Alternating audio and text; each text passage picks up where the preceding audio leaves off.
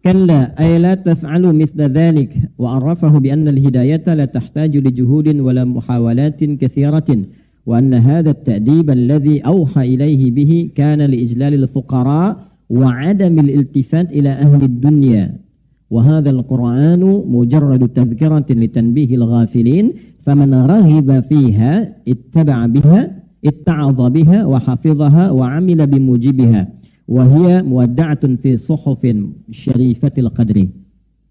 Perhatikan baik-baik. Ini yang mau saya sampaikan dan saya tegaskan. Kalla ay la taf'alu mithla dzalik. Yang dimaksud dengan kalla di ayat ini, jangan sekali-kali mengerjakan perilaku demikian. Merendahkan orang yang terlihat kecil secara umum ya. Hanya karena ingin mengangkat orang yang punya kedudukan besar. Menyenangkan orang-orang yang seakan terlihat punya wibawa. Jadi kita ingin disenangi orang, ingin terangkat kedudukan atau menyenangkan orang lain, tapi ditempuh dengan cara merendahkan yang kecil. Ini makna lainnya yang ditampilkan dalam tafsir ini. Maka jangan pernah terdorong untuk mengerjakan yang demikian. Teruskan dulu. Wa arrafahu bi annal hidayata la tahtaju li juhudin wa muhawalatin katsirah. Karena begini, dalam kondisi kita ingin memberikan petunjuk dan hidayah, yang paling pokok itu kembali pada pemberi ya. Siapa? Allah.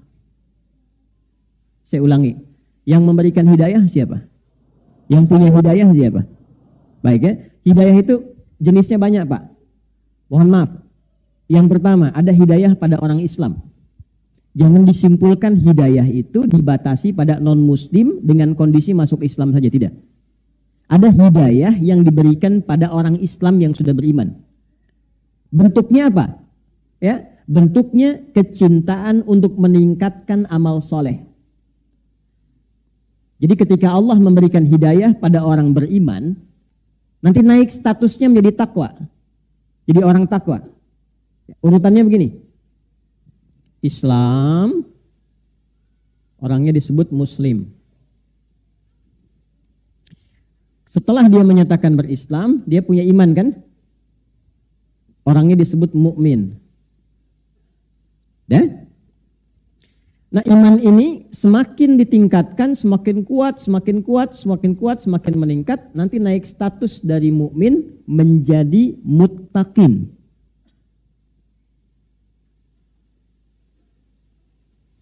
Di sininya takwa.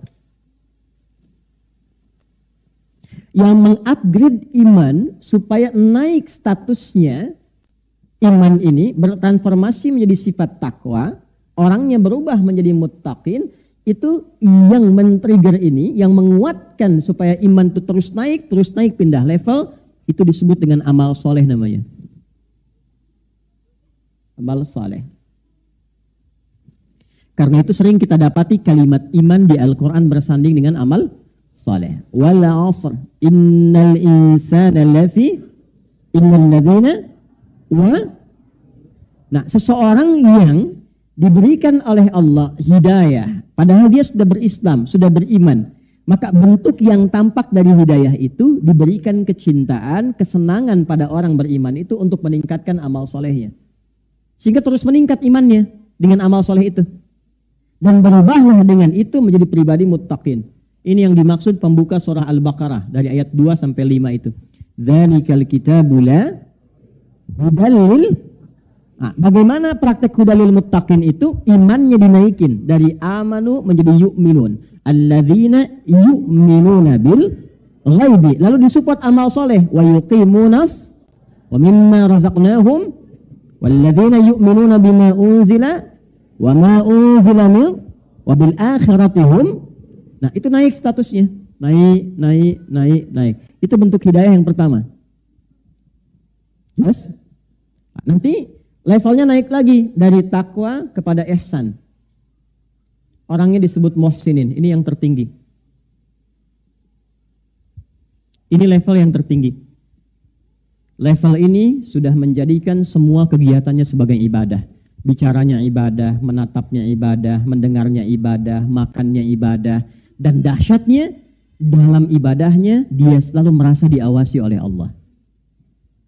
Jadi karena perasaan ini, dia tidak tergerak untuk berbuat maksiat. Itu level ihsan, orangnya muhsin. Ya, misal dia mau minum ini ya, enggak sekedar minum, bagaimana caranya minum ini menjadi ibadah. Dari cara ngambilnya pun dia pastikan. Bagaimana Nabi contohkan? Khudh biyaminika ma yalik, ambil dengan tanganmu yang paling dekat denganmu. Ya, kemudian samillah, kul bismillahirrahmanirrahim, dia sebut nama Allah. Dan saat akan minum pun dia merasa dilihat oleh Allah, diawasi oleh Allah, sehingga memastikan cara minum, apa yang diminum semua benar sesuai dengan kehendak Allah. Itulah ihsan. Itu ada di hadis riwayat Muslim nomor hadis yang ke-8. An ta'budallaha ka'annaka tarahu fa illam takun tarahu fa innahu yarak. Engkau menjadikan aktivitasmu sebagai ibadah dan merasa diawasi oleh Allah saat menunaikannya, sekalipun engkau tak mampu melihatnya. Jelas? Kalau sudah seperti itu, paripurna sebagai seorang manusia dan sebagai seorang hamba Allah. Jadi kalau bicara, dia ukur Allah senang gak dengan bicaranya. Kalau berjalan, dia lihat dulu tempat mana yang dituju, Allah senang gak dengan tempat itu. Itulah ihsan. Nanti ada latihan di Al-Quran cara membentuk pribadi ihsan. Latihannya ada di Quran surah ke-51 ayat 15 sampai dengan ayat 23. Ya, dari bangun malam, dari tahajud, dari istighfar, dari gemar berbagi, dari latihan kemudian untuk mendekatkan diri kepada Allah. Itu kalau Anda bisa kerjakan, Bapak Ibu sekalian, terus konsisten berusaha mengerjakan itu sampai meninggal, itu disifati oleh Al-Quran sebagai seorang calon penghuni taman surga yang sedang beraktivitas di bumi. Gitu. Jelas ya? Itu minimal luas surganya seluas langit dan bumi. Itu ada di Quran surah ketiga ayat 133 sampai 134. Yang kedua, jenis hidayah itu diberikan kepada orang yang belum berislam untuk mengenal dan masuk ke dalam Islam. Ini ada yang non. Ini Islam, ini non-Islam, non-Muslim.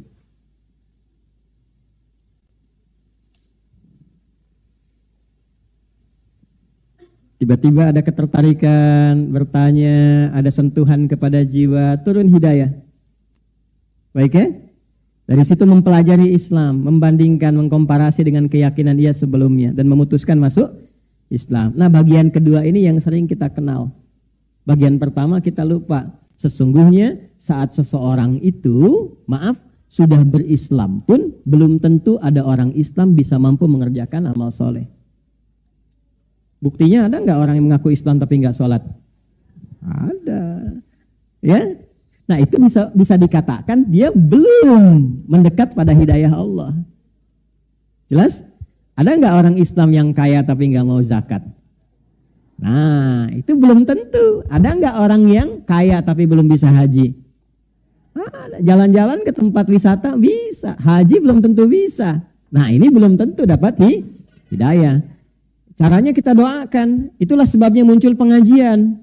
Untuk mencas lagi supaya senang amal saleh. Ini selama hidup sudah pernah tahajud belum? Selama hidup sudah pernah salat tasbih belum? Selama hidup apa? Urutkan, kan saya sering pernah katakan. Coba bikin menu-menu keislaman, itu aja sampai meninggal kita jaga. Ya, syahadat jaga, kan 5 yang pokok itu. 1 syahadatain kan? Satunya kenal Allah, asyhadu alla ilaha. Mesti kenal, mesti ada ilmu. Kalau nggak ada ilmu, nanti lemah syahadatnya.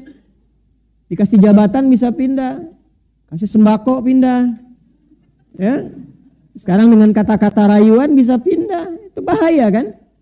Ya, makanya mesti ada ilmunya. Fa'lam annahu la ilaha illallah, mesti ada ilmu. Yang kedua itu, ya di bagian pertama, sub keduanya, wa asyhadu anna Muhammadan.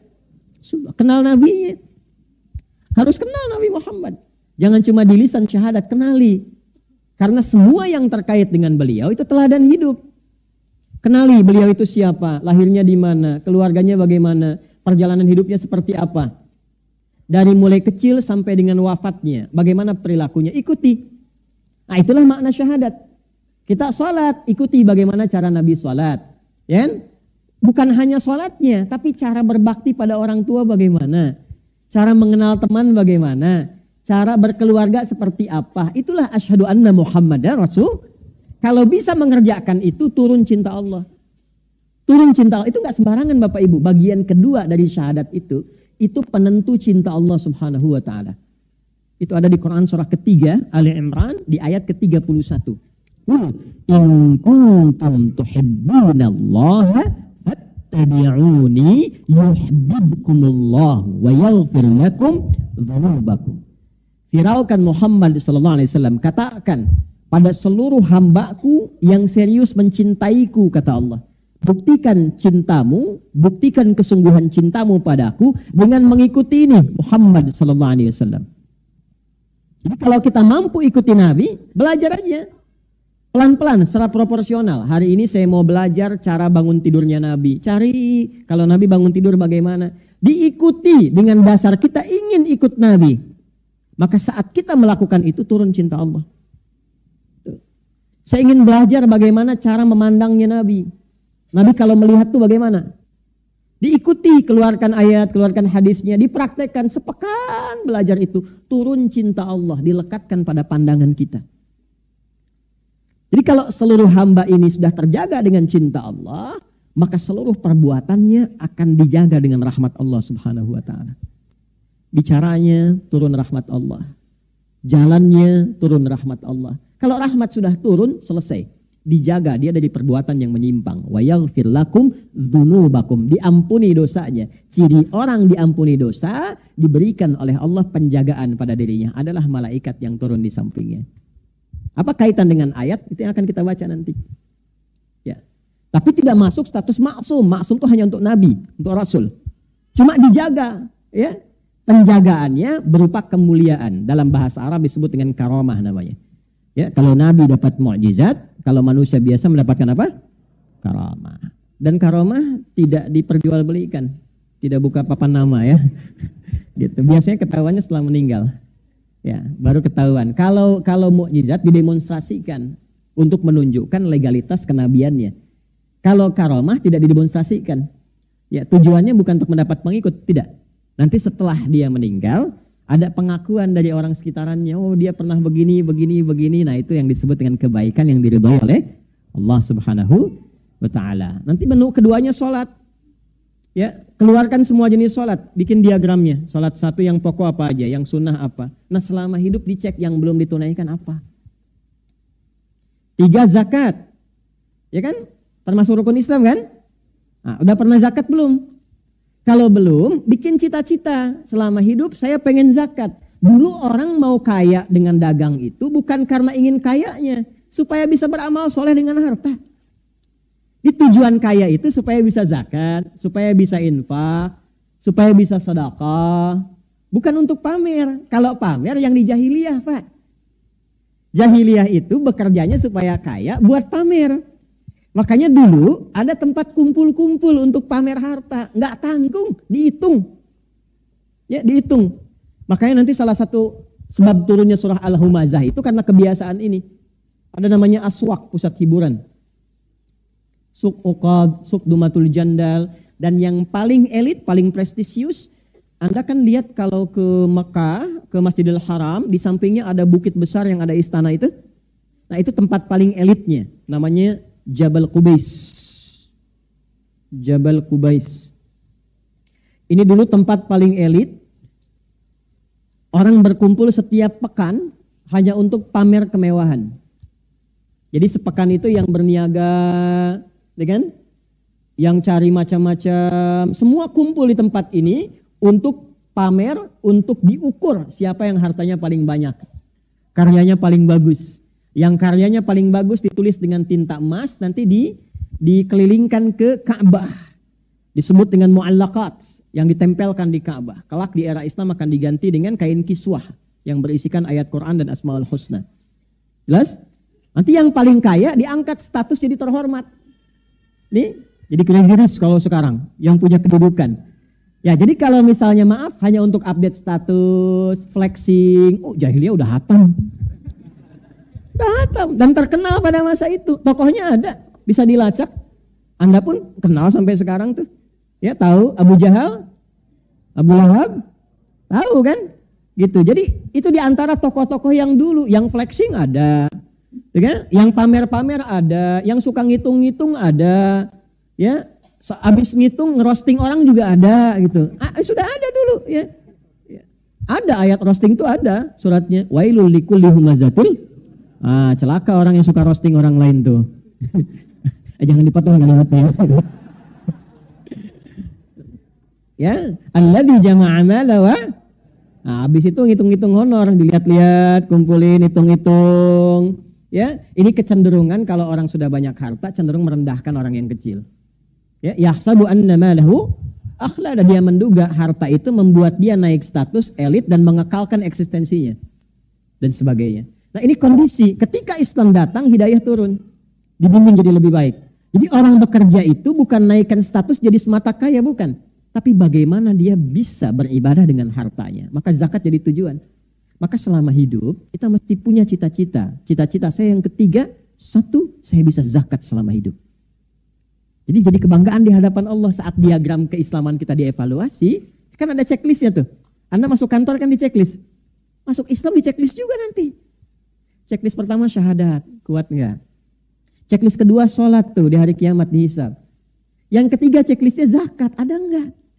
Maka punya cita-cita dari sekarang.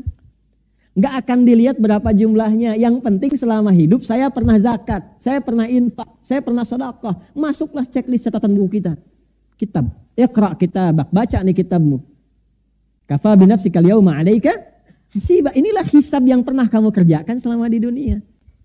Jangan bangga dulu kalau hartanya dititipkan lebih. Dicek dulu fungsi ibadah dari harta itu berapa yang sudah terlaksana. Awas, apalagi yang paling berlebih selama hidupnya. Wakaf aja belum pernah. Nanti hati-hati itu hisabnya. Ya, minimal cari yang kecil dulu, wakaf mushaf pelan-pelan sehingga meringankan hisab. 4 apa? Puasa. Keluarkan menu-menu puasa. Bukan hanya Ramadan, puasa Senin, puasa Kamis, puasa Ayyamul Bid misalnya, ya. Pernah aja kerjakan supaya kita senang, ada checklistnya, kita pernah mengerjakan itu. Ya. Yang kelima, haji, umrah. Nabung supaya ada usahanya. Man istata'a ilaihi sabila. Kalau meninggal belum pernah ibadah haji, belum pernah umrah, tapi ada catatan malaikat selama hidupnya dia berusaha menabung untuk mewujudkan itu.